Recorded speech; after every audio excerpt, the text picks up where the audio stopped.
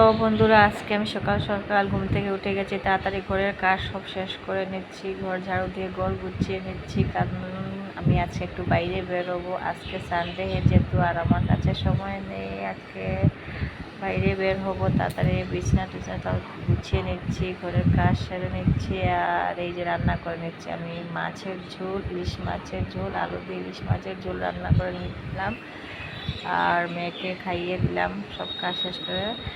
আর আমি যাব কোথায় দেখতে পাবেন। আর আমি এই রেডি হয়ে গেলাম, রেডি হয়ে আমি বেরিয়ে গেছি। যাব একজন দেখাচ্ছি আমি আপনাদেরকে কোথায় যাব। এই আমি এসে গেলাম পার্লারে, কেননা আমার কালকে চুল কাটতে হবে।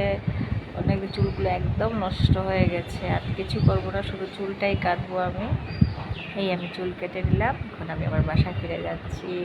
কেমন লাগছে বলবেন। টাটা।